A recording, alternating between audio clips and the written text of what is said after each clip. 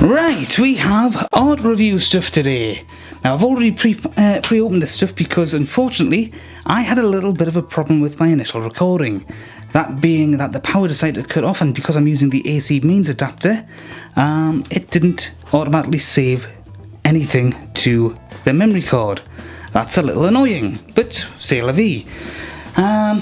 Right, we'll just pick up where I left off, or rather restart the whole thing because that's what I need to do. First off, colouring pens. I bought these from the works. It says it's at £3, but I think it was actually on sale. I think all of this was on sale when I picked it up. You have 36 colouring pens, so 2 of each colour repeatedly, and they do look quite a nice selection. Now the triangular cross section that I've picked up before, and they do feel a little unusual at first when you get them in your hand, but you do get used to them. Do give quite a nice bit of colour here. The actual box that it comes in, it's a nice little bit of tin, and if you're wearing headsets or any kind of headphones, anything like that, and you just heard that, I do apologise, but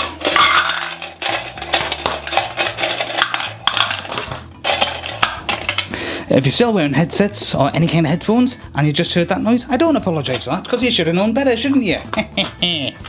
Alright, secondly, we have this artist's portfolio bag, which is a light, it's just a light colour really. It's so dark black, it's sort of absorbing the light that I can see with my naked eye, and it's also sort of reflecting everything very, very weirdly off camera as well. It's bizarre. Maybe if I just adjust the light rig a little bit. Yeah, that looks a little better, but not much. Now, it was basically covered in very large sheet of plastic covering, and you might be able to see from the outline here, very faintly, it actually had stuck on it with glue the actual label telling you that it was an artist's portfolio, and it was the artist's choice. Yeah, it also told you it was meant for the A2 style of paper, which is the next big size up from A4. A4 being what most British magazines are printed on, those that still read magazines, and A4, it's basically, well, I'd say A4. A4 is actually, take 2. Now, A4 is basically the size that a standard letter is printed on in the UK. I believe it's slightly different sizes in other parts of the world, but it's roughly the same thing. A2 is typically used when people are making magazines, and they basically print it out on an A2 piece of paper, and it's folded over to make pages. So, you know, it's one of those things. But this can basically fit anything from A2 downwards. I'm just going to take this off here because this basically acts as a sort of locking mechanism, and then if we do this, you can see that there's plenty of space over here.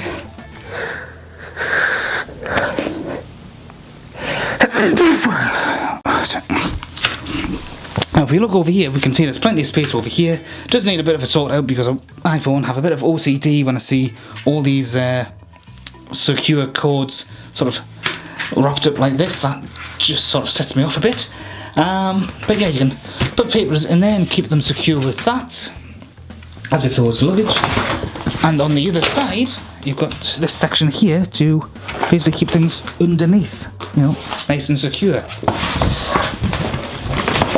It's got 2 zips, one over here and one over there, and you can zip them up in any kind of configuration you want. Now over here, we have the strap. It may not look like much, but it's got it where it counts. Notice that it's secured here. It's also got a securing point here. And I'll say this: these little things here, these little securing points, they've got a very tough spring, and they're so awkwardly positioned that you've got to basically use your finger to fit in that small little gap. Just unhook it and show you a bit better here. It's just a little on the awkward side. I'm not entirely sure I like that, but it does tend to work. And then the idea is after that, you pick it up by this and carry that over your shoulder, and everything should stay in place, provided you've actually zipped it all up, which I haven't. But I'll just put that to one side while we look at this. Now this is a cutting board. It's basically meant for any kind of artist who goes around cutting up anything at all as part of their art project. So if they've got, say, cardboard that they need to hold down and score with a knife, for example, to remove unwanted wastage and so on, they would use something like this. Now I've tested it out.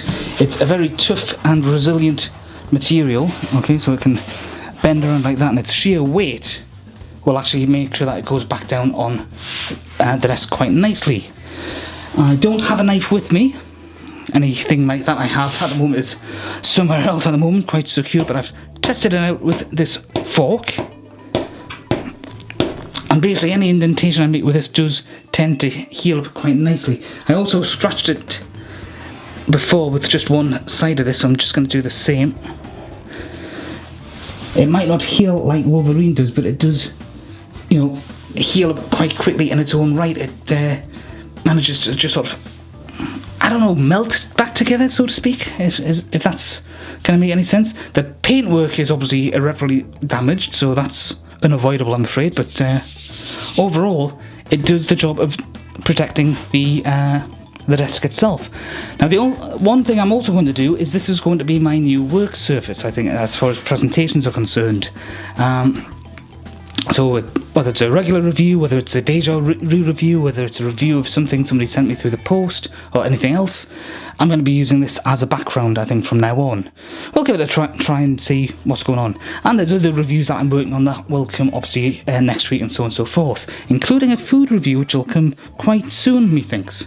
As for the rest of this, I should point out that it's got various grid patterns, all of these little squares or 5x5 little square containers, until you get to this section here near the end. Notice how here it's a 2x5. They're just making the most use of the space itself. I should also point out that it calls itself Cutting Mat 6045. And there's also all kinds of numbers along the sides. Not entirely sure what it's supposed to be meant for. Maybe some sort of grid reference system. We've got 42 going that way and 57 going that way. An idea what it's for? Well, an idea or two does spring to mind, but I'm not going to dwell on it. I've got to admit, I'm impressed by this. I already know that these pencils are decent enough from the sets I've already got. And the portfolio will come in handy as well, because I've got a few art projects I want to start putting in that just for safekeeping. And you never know, I might also start showing them off here. Although if you do click the link on my to my Instagram here, you might be able to see some of them there. I don't promise that they're any good though. Right, that's that review done. 2 attempts, that's very unusual for me. Bye for now.